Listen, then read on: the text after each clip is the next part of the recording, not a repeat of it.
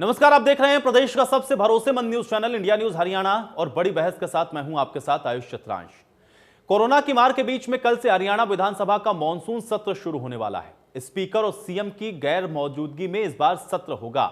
इसके साथ ही बीजेपी के 4 विधायक सदन में नजर नहीं आएंगे। जो जानकारी अभी मिली, एक और विधायक पॉजिटिव है, यानी कि कुल संख्या हो गई 5, क्योंकि स्पीकर और सीएम समेत 8 विधायकों की कोरोना रिपोर्ट पॉजिटिव आई है। सत्र के लिए जारी दिशा निर्देशों के मुताबिक ही सभी के कोरोना टेस्ट हुए हैं। हालांकि डिप्टी स्पीकर रणबीर गंगवा इस बार सदन की कार्रवाई का संचालन करेंगे और सत्र की अवधि क्या रहेगी यह कल होने वाली बिजनेस एडवाइजरी कमेटी की बैठक में तय हो जाएगा। अब सत्र को लेकर के विपक्ष ने अपनी रणनीति को पहले ही बना लिया है। नेता विपक्ष भूपेंद्र सिंह हुड्डा का यह कहना है कि किसान और मजदूर से लेकर के हर वर्ग की आवाज को कांग्रेस पार्टी उठाएगी।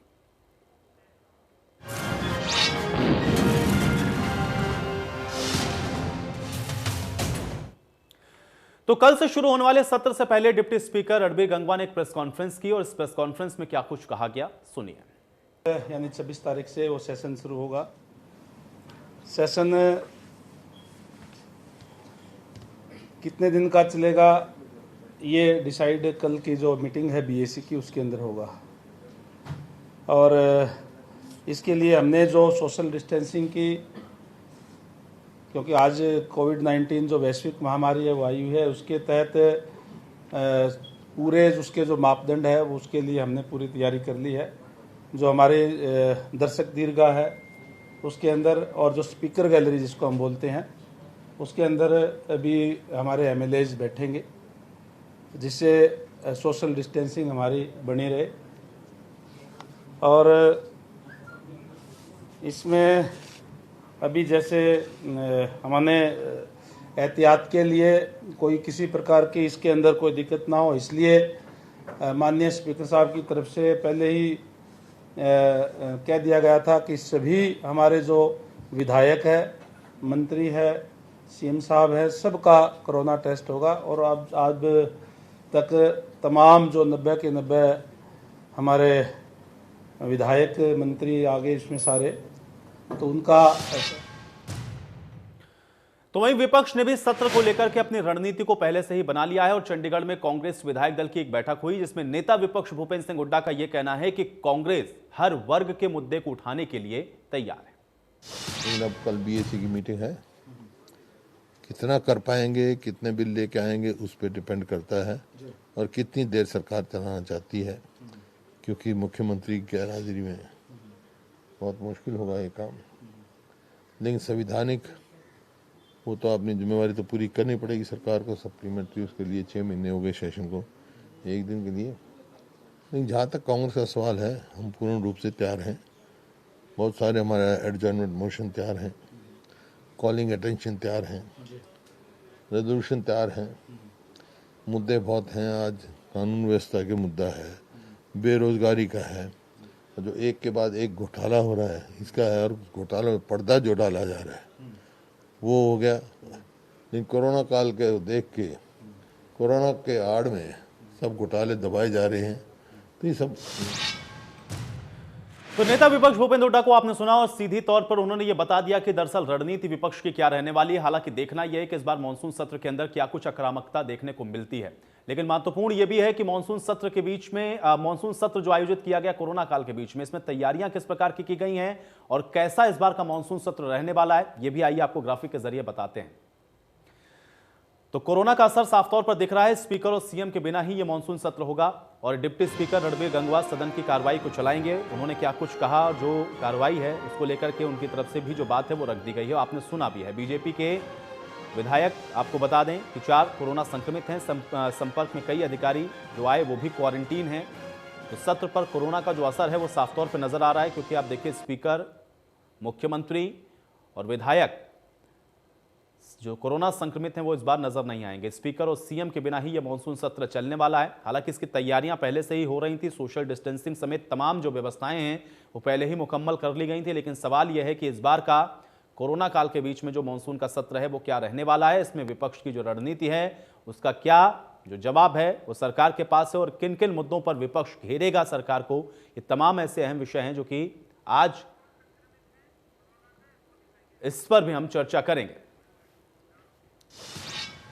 तो आइए एक बार आपको ग्राफिक के जरिए ये भी समझा देते हैं और दिखा भी देते हैं कि कौन कौन इस बार कोरोना संक्रमित हैं जो कि इस मॉनसून सत्र में आपको नजर नहीं आएंगे। इसको भी देखिए।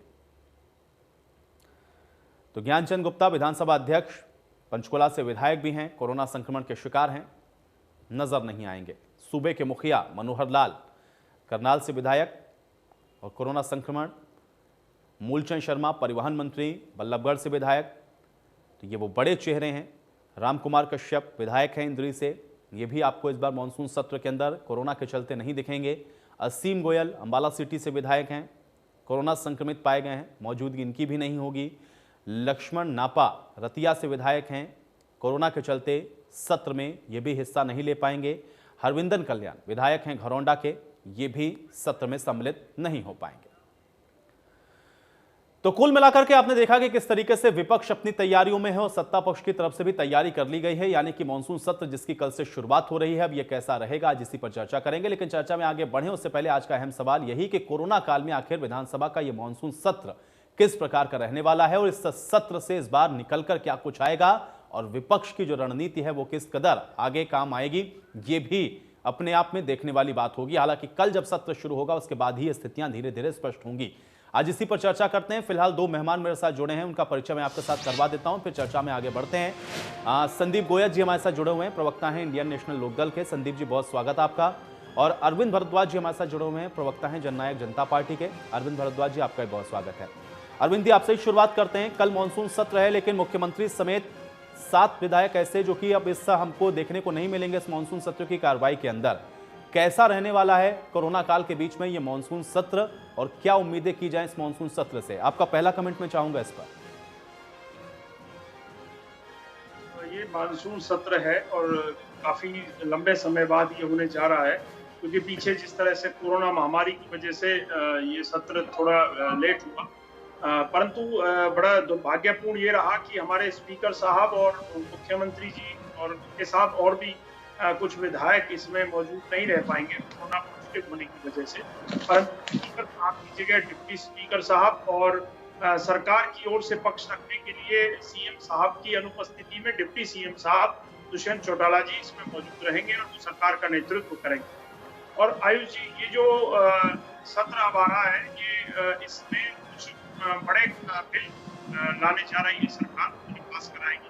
जैसा कि पीछे सरकार ने कैबिनेट मीटिंग में एक घोषणा की थी कि 75% आरक्षण हरियाणा प्रदेश के नौजवानों को प्राइवेट कंपनियों में दिया जाए, उसको बिल को इस सत्र में पास कराएगी सरकार। दूसरा, पंचायतों में जिस तरह से महिलाओं की एक बहुत पुरानी दशकों की मांग थी 50% आरक्षण पंचायतों में महिला वर्ग को दिया जाए, उसकी भी घोषणा सरकार ने की है, वो भी बिल इसमें लाएंगे। एक और नई चीज, राइट टू रिकॉल, जिसकी मांग इस पूरे देश में रही और बड़े लंबे समय से रही, स्वर्गीय चौधरी प्रेमलाल जी की जिसके पक्षधर रहे,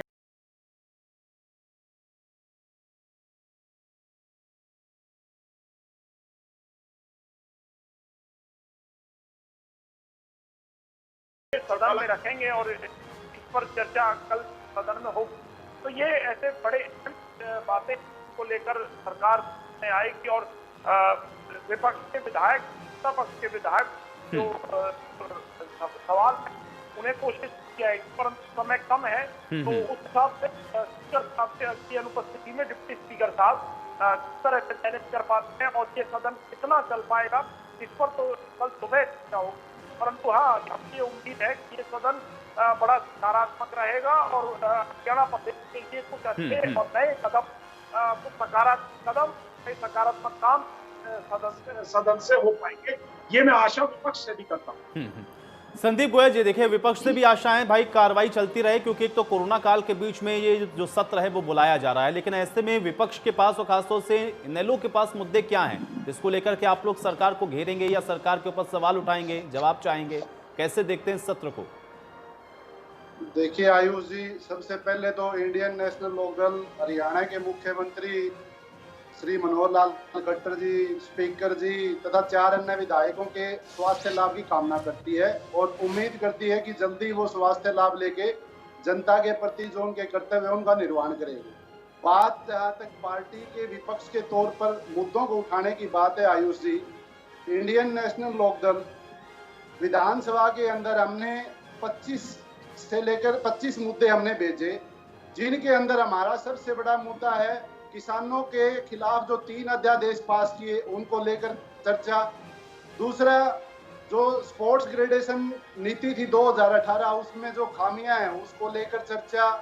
तीसरा, कि हमारी जो 50,000 एकड़ जमीन जो किसानों की भारी बारिश के कारण खराब हो चुकी है उनको मुआवजा देने के बारे में चर्चा।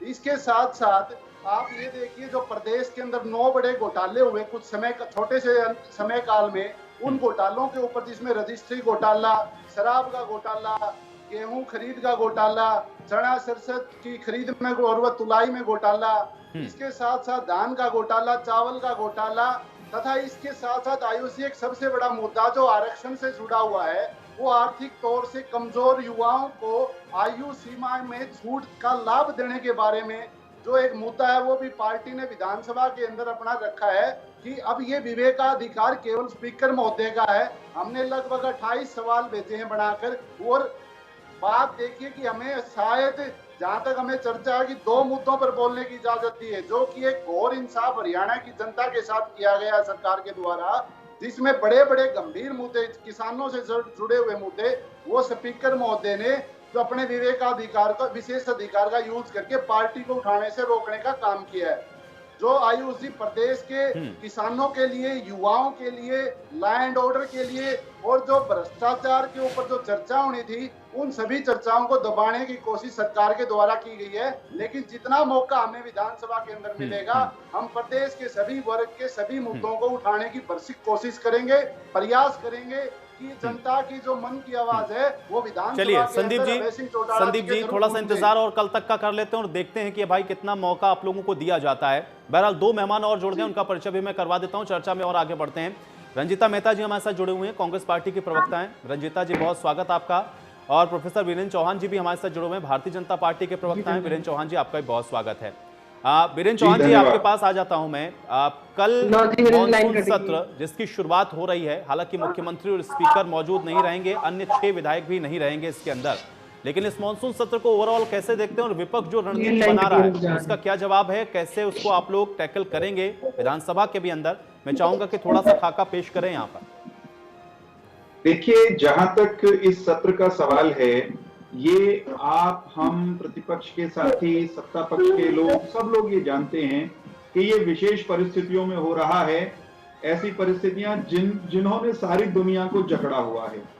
सारी दुनिया के सरकारी, गैर सरकारी, व्यक्तिगत, पारिवारिक सब प्रकार के जो कार्य हैं वो कोरोना ने जिस तरह प्रभावित किए हैं, हमारी विधानसभा और उसका ये मानसून सत्र उससे प्रभावित हुए बिना नहीं रह सकता था। सो उसका प्रभाव इस सत्र पर दिख रहा है। सत्र में जो गृह मंत्रालय द्वारा सोशल डिस्टेंसिंग के नियम हैं और दूसरे दिशा निर्देश हैं कोरोना से बचाव के, उन सभी दिशा निर्देशों का अनुपालन करते हुए सदन के माननीय सदस्य वो एकत्र आए और सबको अपनी बात कहने का अवसर मिले, विपक्ष भी अपनी बात कहे और सत्ता पक्ष भी उसने इस सत्र में लाने के लिए कुछ जो विधेयक हैं वो तय किए हुए हैं। कुछ और मुद्दों पर सरकार की तरफ से विपक्ष के सवालों के अलावा भी चर्चा किए जाने की तैयारी है। वो सारा काम तैयार है। कल सुबह जो सदन की बिजनेस एडवाइजरी कमेटी है वह बैठेगी, उसमें सबके प्रतिनिधि होते हैं और हाउस यानी सेशन किस तरह चले, उसका बिजनेस कैसे ट्रांजैक्ट किया जाए, इस पर वहां पर सहमति बनने की परंपरा है। तो सब लोग वहां इकट्ठे बैठेंगे और ये तय करेंगे कि 2 दिन का ये सत्र है जिसमें कि कोरोना में काल में हो रहा है एक बात, और दूसरा ऐसी स्थिति जब स्वयं सदन के नेता मुख्यमंत्री जी भी कोरोना संक्रमित हैं, सदन के अध्यक्ष ज्ञानचंद गुप्ता जी वो भी कोरोना संक्रमित पाए गए हैं और भी सदन के कुछ माननीय सदस्य इस बीमारी की चपेट में आ गए हैं। तो उन परिस्थितियों में सदन की कार्रवाई कैसे कैसे संचालित करनी है उस पर जो कार्यवाहक विधानसभा अध्यक्ष हैं गंगवा साहब, वो सब लोगों से चर्चा करेंगे, विमर्श करेंगे और आगे कैसे कैसे सदन को चलाना है, इस बारे में निर्णय कल 11 बजे होगा। रही बात विपक्ष के सवालों की, तो ये विपक्ष की सहज स्वाभाविक जिम्मेदारी है कि वो सदन में सवाल उठाए, और उसी जैसे विपक्ष की जिम्मेदारी सवाल उठाना है, सत्ता में जो लोग होते हैं, संयोग से भारतीय जनता पार्टी को ये जिम्मेदारी हरियाणा की जनता ने दी हुई है, तो ये हमारा दायित्व है कि हम विपक्ष द्वारा उठाए जाने वाले हर सवाल का जो वाजिब जवाब है वो प्रस्तुत करें, और दोनों पक्ष, सत्ता और विपक्ष, मिलकर हरियाणा के हित में, हरियाणा के लोगों के हित में कुछ निर्णय हो सकें, उस दिशा में बढ़ें। कुछ नए विधेयक आएंगे निश्चित रूप से इस सदन में। वे विधेयक, सत्ता पक्ष हमेशा ये चाहता है कि प्रतिपक्ष का भी उसमें सहयोग मिले, जो हरियाणा के हित में है। आप और हम सब ये जानते हैं, प्रतिपक्ष के लोग भी जानते हैं कि जो हरियाणा के हित में है, हरियाणा के लोगों के हित में है, वो प्रतिपक्ष के हित में भी होगा ही। तो प्रतिपक्ष अपनी नुक्ताचीनी करने के अधिकार का उपयोग भी करे, लेकिन सरकार को एक सकारात्मक सहयोग चलिए सकारात्मक सहयोग भी, और प्रदेश के हित में ही भाई जो विपक्ष है उसका भी हित है। चलिए मैं इसका जवाब लेता हूं। रंजीता जी जवाब दीजिए।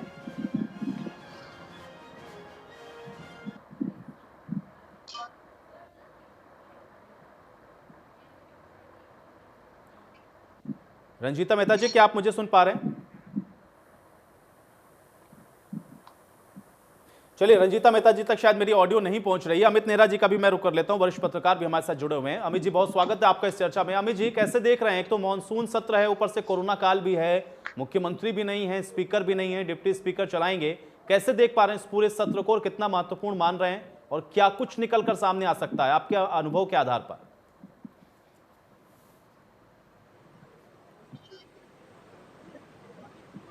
देखिए आयुष, विधानसभा सत्र तो चाहे कोई भी हो हमेशा ही महत्वपूर्ण होता है। हम उसको ये नहीं कह सकते कि ये विधानसभा सत्र महत्वपूर्ण नहीं है, क्योंकि जो प्रदेश की नीतियां हैं, जो नए कानून हैं और कैसे प्रदेश चलेगा, ये सारा तय होता है विधानसभा सत्र में। तो ये तो आप मान के चले कि हर विधानसभा सत्र महत्वपूर्ण होता है, और उसी कड़ी में ये विधानसभा सत्र भी होगा। लेकिन ये जरूर है कि ये विधानसभा ऐतिहासिक जरूर होगा, क्योंकि मेरी जानकारी के अनुसार ये पहला ऐसा सत्र होगा जिसमें ना तो मुख्यमंत्री मौजूद रहेंगे और ना विधानसभा अध्यक्ष, और सारी जिम्मेवारी जो संचालन की है वो उप मुख्यमंत्री की भी रहेगी उधर से, और 10 मिनट कार्यवाही का जो कामकाज देखेंगे वो विधानसभा उपाध्यक्ष।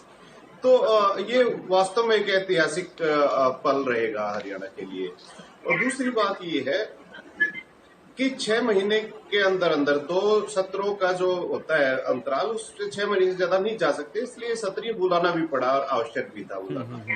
लेकिन ये था, अगर कोरोना काल चल रहा है और इतना टाइम हमारे पास था, क्योंकि 25 मार्च से पूरे देश में लॉकडाउन लगा हुआ था और वो काफी दिन तक चला था। तो जब सारी चीजें ऑनलाइन हो सकती हैं, वीडियो कॉन्फ्रेंसिंग का जो सरकार, ये जो है जो टेक्नो सेवी गवर्नमेंट मानी जाती है मोदी सरकार खासकर, और बीजेपी, कि इसमें टेक्नोलॉजी को ज्यादा बढ़ावा दिया गया है, और ये बार बार कहते भी हैं आप ई गवर्नेंस की तरफ चलें। तो ई विधानसभा की तरफ भी इनको रुख करना चाहिए था, इनके पास टाइम था।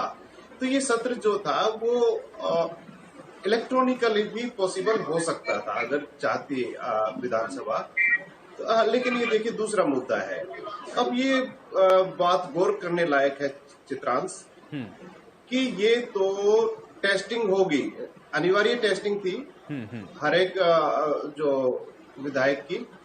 तो उसमें आप ये मान के चले कि कम से कम 6 विधायक तो कोरोना पॉजिटिव निकले हैं। तो इसका मतलब ये है कि 6.6% कोरोना से पीड़ित है। तो आम आदमी, जब विधायकों का ये हाल है तो आम आदमी का क्या हाल होगा, ये आप समझ ही सकते हैं। अगर सभी की टेस्टिंग हो जाए तो ये आंकड़ा कहां तक पहुंच सकता है। तो पहले तो ये दुआ करनी चाहिए कि सारा का सारा ये निपट जाए कोरोना कम से कम, और जो एसिम्प्टोमेटिक है उनकी पहचान हो जाए, ताकि वो इन्फेक्शन को और ज्यादा ना फैला सके, पहली बात। दूसरी बात ये है कि अगर इस तरह का चलता रहे, भगवान ना करे, तो हमें ई विधानसभा की तरफ रुख करना होगा। उसमें क्या है कि काफी बचत होगी और एक दूसरे से संपर्क भी कम होगा, एक दूसरे के कांटेक्ट में कम आएंगे, तो संक्रमण का भी खतरा कम होगा। तो दूसरी बात ये है। तीसरी बात ये है कि अगर इतनी दिक्कत है तो इसको कम से कम समेटने का प्रयास करना चाहिए। सत्ता पक्ष का भी ये होना चाहिए कि हम जरूरी कामकाज निपटाएं और विपक्ष का भी ये रुख होना चाहिए कि हम जो खास जरूरी जनहित के मुद्दे हैं उन्हीं को उठाएं। ये नहीं कि खाम का विरोध प्रदर्शन करें और वक्त जाया करें, फटाफट काम निपटा के और इसको एक मेरा जी आपने जो बात कही है मैं उसका जवाब सभी से ले लूंगा, क्योंकि आपका सवाल दोनों के लिए, एक तो सत्ता पक्ष के लिए भी है और विपक्ष के लिए भी है, दोनों ही हमारे साथ हैं, हम दोनों से ही मैं इसका जवाब लूंगा। रंजीता जी का रुख कर लेते हैं। रंजीता जी, अगर आप मुझे सुन पा रही हो तो देखिए, चुनौतियां तो बहुत सारी आप लोगों की तरफ से सरकार के सामने रखी गई हैं। भूपेंद्र हुड्डा ने भी यही बात कही कि आप तो हर वर्ग की बात को उठाने वाले हैं, लेकिन एक सकारात्मक भूमिका की भी उम्मीद आप लोगों से एक बार फिर से की जा रही है। कैसे देख रहे हैं इस मानसून सत्र को आप? देखिए, शुरू से ही कांग्रेस पार्टी जो है वो हर तरीके से सरकार के साथ चलकर हर तरीके का जो सहयोग है वो करने के लिए तैयार है। इस चीज को हमारी अध्यक्षा कुमारी शैलजा जी ने भी क्लियर किया है और सीएलपी लीडर हुड्डा साहब ने भी क्लियर किया है। और जहां तक लोगों के जो एरियाज हैं उनकी जो बातों को उठाने का मुद्दा है, देखिए विधानसभा सत्र रखा ही जाता है कि वहां के लोगों की दिक्कतों परेशानियों को हर एमएलए आकर अपने एरिया की बताते हैं और उसको सॉल्व करवाने की कोशिश करता है। और इस कोरोना काल के अंदर जिस तरीके से सरकार फेल रही है, इसलिए मुद्दे एक नहीं अनेक हैं जिसके बारे में चर्चा करनी जरूरी है। पर प्रॉब्लम ये आ रही है जिस तरीके से कोरोना का कहर पूरे प्रदेश के अंदर है और यहाँ स्पीकर साहब को भी कोरोना है, सीएम साहब को भी कोरोना है, और आपको जानकर हैरानी होगी कि कई लोग जिनका भी टेस्ट होना बाकी है, सुबह 70 है और उनको ज्वाइन करना है, उनकी रिपोर्टों की वेट की जा रही है।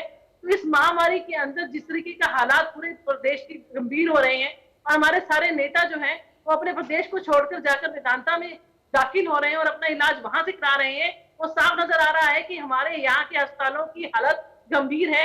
ना तो वो ट्रीटमेंट दे पा रहे हैं, ना ही वो इतना रंजीता मेहता जी, जहां तक मेरी जानकारी है, रंजीता मेहता जी, जहां तक मेरी जानकारी है, मेदांता तो मुझे लगता है शायद हरियाणा में ही है, गुरुग्राम हरियाणा में ही आता है। मैं यही जानना चाहती हूँ कि अगर विधानसभा नहीं, आपने कहा प्रदेश छोड़ के जा रहे हैं। मैं ये जानना चाहती हूँ कि जब सत्र पंचकूला के पास होना है तो क्या यहाँ पंचकूला के हॉस्पिटल काबिल नहीं है एडमिशन के लिए? तो इतनी दूर अगर हमारे पंचकूला के विधायक ज्ञानचंद गुप्ता जी भी वेदांता में जाकर वहां पर अपने आप को एडमिट करवाते हैं, तो ये सोचने वाली बात है, ये गंभीर बात है कि हमारे यहाँ के नागरिक अस्पताल जो है वो वीआईपीज को ट्रीटमेंट देने के काबिल नहीं है, तो आम जनता उस पर कैसे भरोसा करेगी? और जहां तक सत्र को चलाने की बात है, कल के दिन तो सिर्फ ऑब्जेक्शन दिए जाएंगे, सवाल लिए जाएंगे और जो रूटीन के काम है वो होंगे। तो मात्र एक दिन का सत्र रह जाएगा जिसके अंदर पूरे 22 के 22 जिलों की परेशानियों को बात करने की बात आ रही है। और मुझे नहीं लगता कि कोई हर एक इलाका भी अपनी इस बात को वहां पर रख पाएगा और उसका समाधान निकाल पाएगा। तो बहुत ही शॉर्ट टर्म जो सत्र है ये होने जा रहा है, क्योंकि 28 अगस्त से जो है पंजाब का सत्र शुरू हो रहा है। तो इसके चलते किस तरीके से सत्र रहेगा ये बहुत बड़ा सवालिया निशान है, क्योंकि जो स्पीकर साहब उस सभा को चलाने वाले हैं वो भी नहीं होंगे, ना हमारे मुख्यमंत्री सीएम साहब होंगे, दोनों को ही कोरोना है और बाकी काफी विधायक भी इसकी चपेट में आ चुके हैं और बाकी काफियों की रिपोर्ट आनी बाकी है। तो इसके चलते जो नेहरा साहब ने सजेशन दिया है कि हमें ई विधानसभा की तरफ ध्यान देना चाहिए, वो एक बहुत बढ़िया सजेशन है। वो लंबा सत्र भी चलाया जा सकता है, वो 3-4 दिन के लिए भी चलाया जा सकता है, जिसमें सभी लोग पार्टिसिपेट कर अपनी बातों को रख भी सकते हैं और अपनी चीजों को मनवा भी सकते हैं। अरविंद भारद्वाज जी, देखिए एक बड़ी चुनौती नहीं देखते, क्योंकि एक तो सरकार की तरफ से जवाब देने के लिए अब डिप्टी सीएम दुष्यंत चौटाला के ऊपर सबकी निगाहें रहेंगी और जो तमाम बातें कही जा रही हैं, चाहे इनेलो हो या फिर कांग्रेस पार्टी, दोनों ही तरफ से जो बातें कही जा रही हैं उसको लेकर के कितना तैयार मानते हैं आप, और बड़ी चुनौती देख पा रहे हैं विपक्ष की तरफ से? आयुष जी, चुनौतियों का सामना करके ही दुष्यंत चौटाला जी आज यहाँ तक पहुंचे हैं, तो चुनौतियों से घबराने वाले नहीं है वो, बल्कि चुनौतियों का सामना बड़े अच्छे और बड़ी खूबसूरती से, बड़ी लोग के मेरे साथी मेरे भाई प्रवक्ता लगा रहे थे, इनके पास कोई तथ्य नहीं है इन बातों के, ये सिर्फ बेमानी बातें हैं, भ्रष्टाचार है, फला है। अगर है तो जाइए ना, आप लाइए, सबूत लाइए और कोर्ट में जाइए, टैग में आप शिकायत कर सकते हैं। माननीय कोर्ट के दरवाजे खुले हुए हैं, वहां जाइए, इसको लगता है कि सरकार कुछ गलत हो रहा है तो उसे तथ्यों के साथ जाकर पेश, ऐसा कुछ नहीं है, इन्हें पता है।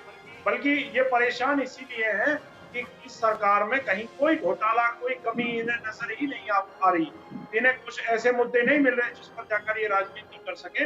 इसीलिए ये पर्सनल व्यक्तिगत तौर पर आक्षेप लगाते हैं, ये व्यक्तिगत तौर पर ज्यादा करना पसंद करते हैं कि इससे ज्यादा विपक्ष के पास नहीं है। अभी बहन जी रंजीता जी कांग्रेस की तरफ से बोल रही थी कि प्रदेश से बाहर जा रहे हैं इनके लोग इलाज कराने। अरे साहब, प्रदेश से बाहर तो फिर भी हमारे अपना देश है, अगर कोई चला भी गया। यहाँ तो कांग्रेस के जो राष्ट्रीय अध्यक्षा हैं वो तो देश छोड़कर अमेरिका चली गई थी इलाज कराने, और अभी पीछे कुछ समय पहले भी गई थी, बार बार जाती है। तो ये बात ये कांग्रेस ही बात है तो ज्यादा अच्छा है। इनके अपने कितने बड़े बड़े नेता हैं जो मेदांता में, हरियाणा में आकर इलाज करा कर जाते हैं। तो ये कोई विषय नहीं है, ये किसी की हेल्थ से जुड़ा हुआ, किसी की स्वास्थ्य से जुड़ा हुआ विषय है। कौन कहाँ जाकर इलाज करता है, मेरे ख्याल से राजनीतिक जीवन में, सार्वजनिक जीवन में इस तरह की व्यक्तिगत टिप्पणियां किसी के स्वास्थ्य को लेकर, किसी की जान मान को लेकर आपस में नहीं करनी चाहिए। आप विपक्ष हैं, आप हेल्दी भूमिका निभाइए, स्वस्थ विपक्ष की भूमिका निभाइए, आप मुद्दे रखिए। अब सदन है हमारे पास, वहाँ आइए। अगर आपको लगता है कि प्रदेश की जनता को कोई परेशानी है, कोई विषय है जो सदन के सामने, सरकार के सामने रखे जा सके, तो आप रखिए। हमारे नेता दुष्यंत चौटाला जी और तमाम मंत्रीगण सरकार की ओर से उनका जवाब देंगे। अब लाइए तो सही, अगर कोई विषय है। इस तरह से एक निवेदन और है भाई साहब, पुराना जो आप लोगों का इतिहास रहा है, जूता चप्पल हाथ में लेने का, गाली गलौज करने का, या सदन का बहुमूल्य समय बर्बाद करने का, उस ओर ना जाए। मेरा यही आपसे निवेदन है, सदन की गरिमा का सम्मान करें, और अगर तथ्यों के साथ कोई विषय है आपके पास रखने लायक तो उन्हें लेकर आए। आपका स्वागत है। आपकी बात का जवाब सरकार और दुष्यंत चौटाला जी जरूर आपको देंगे। गोयल जी, संदीप गोयल जी, संदीप गोयल जी।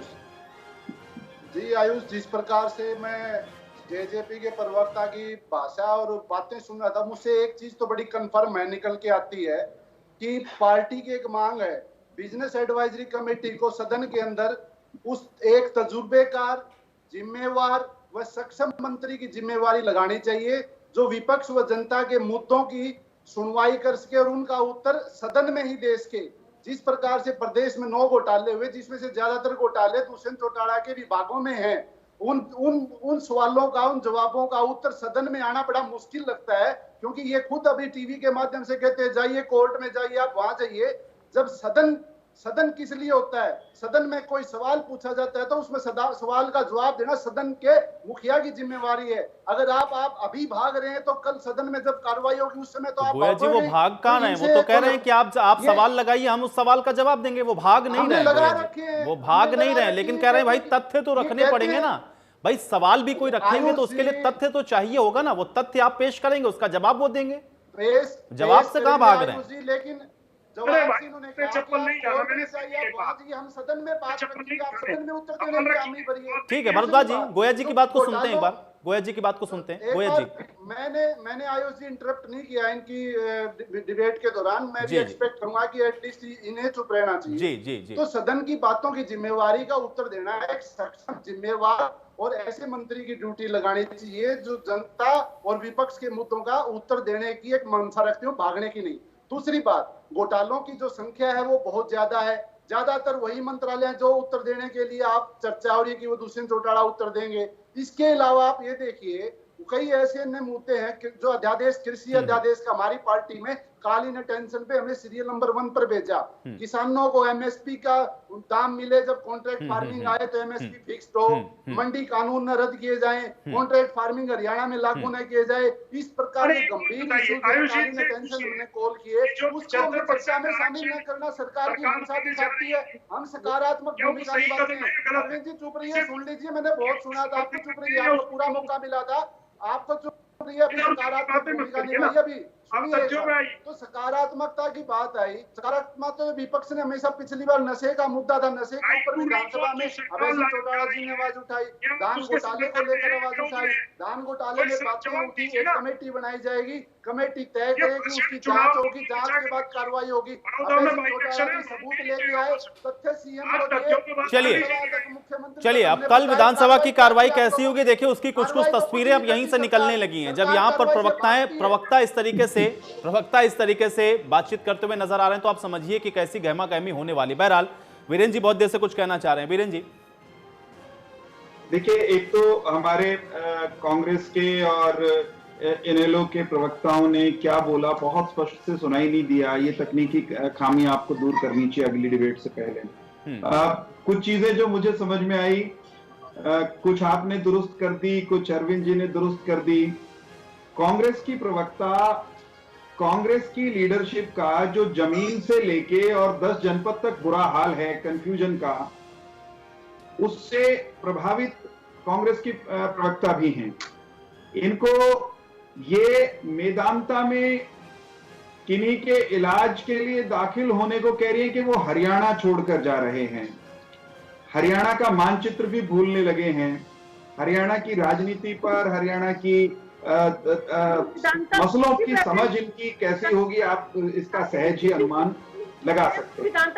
एक प्रतिपक्ष का जो ये सवाल है कि हम सवालों से भाग रहे हैं, ये आरोप है, हर बार लगाते हैं। कुछ तो लोग कहेंगे, लोगों का काम है कहना, उस अंदाज में इनका ये होता है।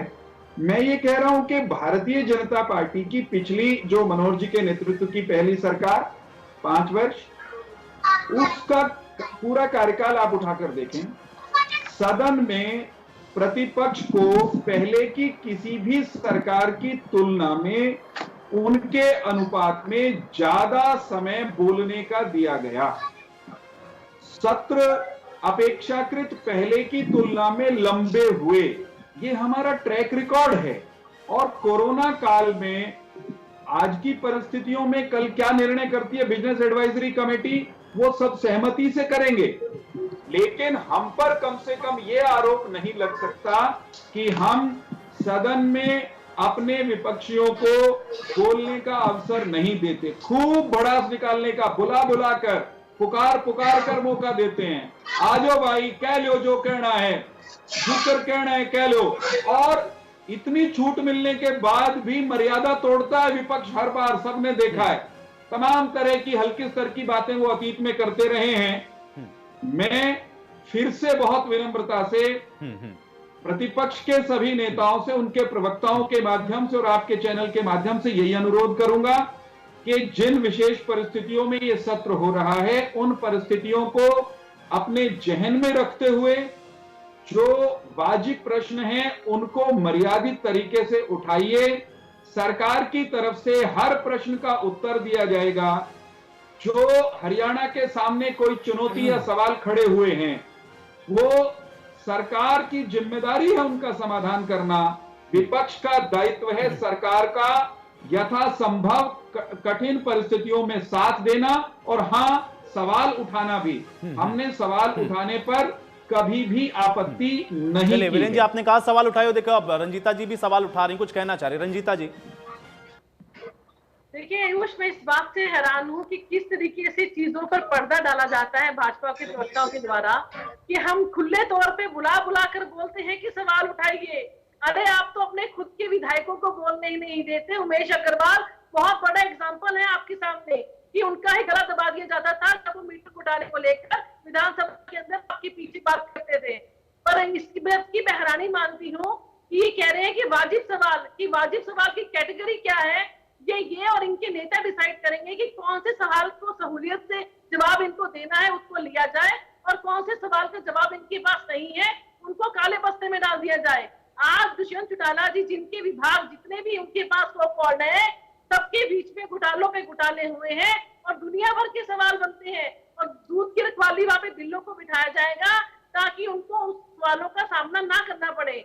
आज विपक्ष जितने भी रजिस्ट्री घोटाले हुए, शराब घोटाले हुए, आयुष भाई, ये जो कह रही हैं उसको समराइज करके जरा मुझे बता दीजिए ताकि मैं प्रतिक्रिया दे सकूं। जी जी जी वीरेंद्र जी, मैं आपको बता दूंगा।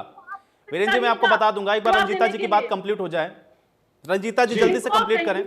इनको कहिए कि इनमें मादा है तो जितने भी घोटाले किए हैं उनके वहां पर जवाब दें और उन सवालों को काले बस्ते में ना डालकर उनको सत्र में शामिल करें ताकि दूध का दूध पानी का पानी हो, लोगों के सामने आपके काले चिट्टे खुले। और जहां तक बात है आपके कारनामों की, अगर आप चाहते हैं तो कोरोना महामारी के अंदर कानून की धज्जियां उड़ाते हुए भी पीटीआई टीचरों का पेपर ले लेते हैं। जबकि लोग आधे कोरोना संक्रमित हैं, आधे लोग बीमारी से ग्रस्त बैठे हैं, फिर भी क्योंकि आपकी जिद थी इसलिए आप उस एग्जाम को लेते हैं और मात्र 120 लोग जो 1983 में से हैं वही एग्जाम में बैठ पाते हैं। तो आपकी कुरीतियां तो सारे प्रदेश के अंदर जाहिर है। किस तरीके से आपने प्रवासियों को यहाँ पे परेशान किया कोरोना काल में, किस तरीके से वो अपने पैसे खर्च करके अपने जगहों पे वापस गए। आपसे हर सवाल का जवाब मांगा जाएगा। हर क्षेत्र की अपनी प्रॉब्लम है। जिस तरीके से कोरोना महामारी के अंदर आप ना तो प्रॉपर इलाज कर पा रहे हैं, ना आप प्रॉपर टेस्ट कर पा रहे हैं, आप अपने विधायकों को विधानसभा में शामिल करवाकर ठीक करवाते हैं, तो आम जनता को भी विधानसभा में भेजिए ना।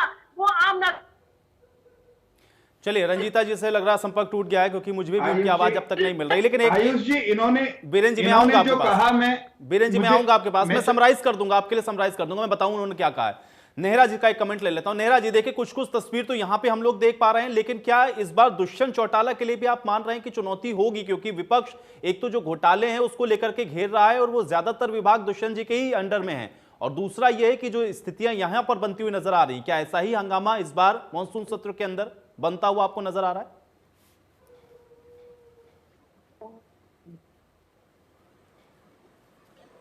देखिए आयुष, चुनौतियां तो निश्चित तौर पे रहेंगी क्योंकि उनका पहला अनुभव रहेगा ये एक मुख्यमंत्री के रूप में कार्य करने का वहां पे।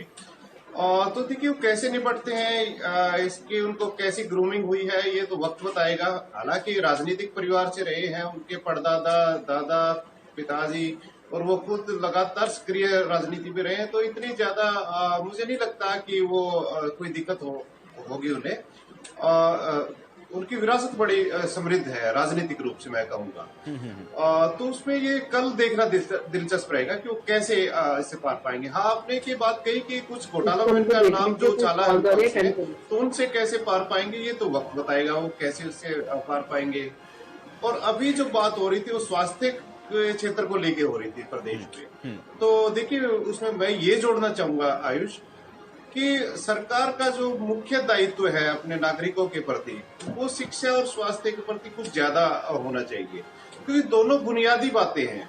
अच्छी शिक्षा मिले हर एक नागरिक को, अच्छा स्वास्थ्य रहे उसका, तो ये सरकार की चिंता का विषय है। लेकिन बड़े दुख के साथ कहना पड़ रहा है मुझे कि पिछले काफी सालों से, 30-40 सालों से इस दिशा में दोनों क्षेत्रों में कोई खास काम नहीं हुआ है। उसका स्पष्ट उदाहरण ये है कि जो बड़े बड़े नेता हैं, मंत्री हैं, एमएलए हैं, उनके ना तो बच्चे उनके सरकारी स्कूल में जाते हैं, ना वो जब बीमार होते हैं तो इलाज कराने के लिए सरकारी हॉस्पिटल का रुख करते हैं, क्योंकि उनको हकीकत पता है कि स्कूलों की क्या दशा है, सरकारी स्कूलों की और सरकारी हॉस्पिटल्स की क्या दशा है। तो एक ये बंधन का विषय है कि हमारा जो अरबों रुपए का जो व्यय हो रहा है शिक्षा के क्षेत्र में और स्वास्थ्य के क्षेत्र में, उसका समुचित उपयोग हो रहा है या नहीं हो रहा है। तो ये सभी के सोचने की बिल्कुल नहीं। अमित नेहरा जी देखिए, तो कोरोना काल के बीच में अगर मुख्यमंत्री कोरोना संक्रमित निकल आए, विधानसभा के अध्यक्ष कोरोना संक्रमित निकल आए, तो जाहिर बात है कि कोरोना और स्वास्थ्य को लेकर के तो सवाल विपक्ष पूछेगा जरूर और वो जवाब भी देना होगा। और दूसरा महत्वपूर्ण बात यह भी है क्योंकि जो इस घोटाले के बार बार जिक्र हो रहा है वो दुष्यंत चौटाला ही, अब देखिए इत्तेफाक से वही अब यहाँ पर सब चीजों का जो जवाब है वो देंगे और वो खुद मौजूद रहेंगे, तो उनके लिए भी ये सवाल और उनके लिए भी चुनौती होगी। आपने सही बात कही कि कल तक का इंतजार कर लेते हैं, लेकिन अभी इसका जवाब मैं अरविंद जी से लेता हूं। अरविंद जी, जो सवाल उठाए जा रहे हैं और बार बार, और दुष्यंत जी का नाम बार बार आ रहा है, बड़ी चुनौती तो है कम से कम कल, और कैसे इन सारी स्थितियों से निपटेंगे ये भी एक अहम सवाल है। और कोरोना को लेकर के भी सवाल होगा क्योंकि मुख्यमंत्री खुद संक्रमित हैं, तो स्वास्थ्य व्यवस्थाओं को लेकर के भी सवाल है। अरविंद जी। आयुष जी, जैसा कि मैंने पहले भी बताया कि खुद दुष्यंत चौटाला जी, हमारी जननायक जनता पार्टी, हम तो खुद चुनौतियों की भट्टी से तप कर निकले हैं। तो दुष्यंत चौटाला जी बहुत स्ट्रॉन्ग लीडर हैं और आप कल देखिएगा कि किस तरह से किस अच्छे जवाब विपक्ष को देते हैं और वो बड़ा तैयारी के साथ सदन में जाते हैं, चाहे लोकसभा सांसद थे या आज डिप्टी सीएम के तौर पर हरियाणा विधानसभा में हरियाणा में काम कर रहे हैं। वो बड़े तैयारी के साथ जाते हैं और बड़े अच्छे जवाब देंगे। हाँ, इतनी उम्मीद हम विपक्ष से करते हैं कि वो एक अच्छी व्यवस्था बनाने में सरकार का सहयोग करें। और जैसे कि आप बात कर रहे हैं कि जिन विभागों की आप बात कर रहे हैं कि उनमें आरोप विपक्ष लगा रहा है, तो उनके पास कोई तथ्य आयुष जी नहीं है। बार बार दुष्यंत जी यही बात कहते हैं कि कोई एक भी तथ्य ऐसा नहीं है जिससे घोटाला साबित होता हो। तो ये तो सिर्फ इनके आरोप हैं जिनके पीछे कोई तथ्य इनके पास, सबूत इनके पास आज तक ये लोग नहीं दे पाए। तो उनका जवाब देना कोई बड़ी मुश्किल नहीं है। और रही बात कोरोना की, तो ये एक वैश्विक बीमारी है, पूरी दुनिया, पूरा देश आज इससे जूझ रहा है, परंतु हरियाणा की स्थिति फिर भी बहुत अच्छी है। हमारा रिकवरी रेट और प्रदेशों से अच्छा है, इसीलिए हरियाणा सरकार के प्रयास काफी अच्छे हैं और बहुत अच्छी कोशिश हरियाणा सरकार इससे जूझने में कर रही। बाकी कल का इंतजार करें। कल दुष्यंत चौटाला जी और सरकार की ओर से जो भी लोग प्रतिनिधित्व करेंगे वो बहुत अच्छे से सदन को चलाएंगे और यही उम्मीद हम विपक्ष से भी करते हैं। चलिए अरविंद जी, कल का इंतजार कर लेते हैं, लेकिन गोयल जी बार बार जो बात आप लोग उठा रहे हैं उसके लिए तथ्य तो चाहिए होंगे, चाहे आप सदन के अंदर रखिए या बाहर भी कहीं जाइए। भाई तथ्य तो हर आदमी मांगेगा। तथ्य क्या है जो आरोप आप लोग लगा रहे हैं? देखिए आयुष जी, तथ्यों की बात आई तो तथ्य सरकार के पास भी है, सरकार उनको छुपा रही है। जब एसआईटी की मांग हुई तो एससीटी बना दी, एससीटी ने रिपोर्ट दे दी तो दुष्यंत चौटाला के महकमे ने दूसरे महकमों को सहयोग देना बंद कर दिया। जब जांच दे दी, रिपोर्ट दे दी, तो उसमें कार्रवाई से मना करने के लिए दबाव बनाया, तो मुख्यमंत्री जी को कहना पड़ा कि उनके कहने से नहीं चलेगी कार्रवाई, सरकार अपने हिसाब से कार्रवाई करेगी। तो तथ्य तो सरकार के पास है। जिस प्रकार से चुनौतियों से सामना पब्लिक आके दुष्यंत चौटाला की इमेज इन्होंने बताई, वो हरियाणा की जनता देख चुकी है। किस प्रकार से उन्होंने हरियाणा के लोगों के वोटों को ठगा और भारतीय जनता पार्टी के पास गिरवी रख दिया। वो हरियाणा की जनता जान चुकी कितने करिश्माई नेता वो हैं। और रही बात कांग्रेस नेता की, कांग्रेस के मित्र सहयोगी जिस प्रकार ऐसी कमरों में बैठकर टीवी पे लंबी बातें करते हैं, ये पूछे कोरोना के काल में डॉक्टर जयसिंह चौटाला कैसे नेता थे जो अपनी जान को दांव पे लगा के फसल की बिक्री के लिए मंडियों में संघर्ष कर रहे थे, किसान को उसकी फसल का दाम दिलाने के लिए लड़ाई लड़ रहे थे, किसान के अध्यादेशों में जो किसान को मारने के लिए कानून लाए गए उनका विरोध कर रहे थे। अगर प्रदेश के अंदर कोई एक नेता आया तो इस कोरोना काल में अभय सिंह चौटाला थे, जो अपनी जान की परवाह न करते हुए किसान के लिए, युवाओं के लिए। चलिए संदीप गोयल जी जितनी पुरजोर तरीके से यहाँ बात रख रहे हैं, इतना ही पुरजोर तरीके से ये बात अगर सदन के अंदर भी उठे तो और मजा आ जाए और कम से कम प्रदेश की जनता को भी जो जवाब है वो मिलेगा। बहरहाल ठीक है, वीरेंद्र जी का रुख कर लेता हूं। वीरेंद्र जी देखिए, एक तो रंजीता मेहता जी ने स्वास्थ्य को लेकर के, स्वास्थ्य व्यवस्थाओं को लेकर के सवाल खड़ा किया। वो ये कह रही थी कि भाई अगर मंत्री और जो तमाम बड़े लोग हैं अगर वही प्राइवेट अस्पतालों में इलाज करवाने लगे तो फिर तो ये सवाल उठेगा ना कि सरकारी अस्पतालों का क्या हाल है। दूसरा वो ये भी कह रहे थे कि मुद्दे तो उनके पास इतने हैं कि समय नहीं है इतना, लेकिन फिर भी जितना समय मिलेगा उसमें वो किसान से लेकर के हर एक उस मुद्दे को उठाएंगे जिसमें जनता का हित है। मैं चाहूंगा जवाब दें। देखिए, जहां तक स्वास्थ्य सेवाओं का सवाल है, अगर तथ्यों पर जाएंगे, अगर आंकड़ों पर जाएंगे, जमीनी स्थिति में हुए सकारात्मक बदलाव का सही ढंग से निरपेक्ष भाव से विश्लेषण करेंगे तो हम पाएंगे कि पिछले 6 सालों में हरियाणा का स्वास्थ्य तंत्र, उसमें बहुत सारी बेहतरी आई है। अस्पतालों का ढांचा वो सुदृढ़ हुआ है, कई नई सेवाएं अस्पतालों में, प्रदेश के जिला अस्पतालों में, नागरिक अस्पतालों में वो मिलनी शुरू हुई हैं और उपचार सस्ता हुआ है। केंद्र सरकार की योजना के अंतर्गत गरीब तक उपचार की निःशुल्क सुविधा व्यापक पैमाने पर पहुंचनी शुरू हुई है और हमारा रिस्पॉन्स की जो एफिशिएंसी है, आप कोरोना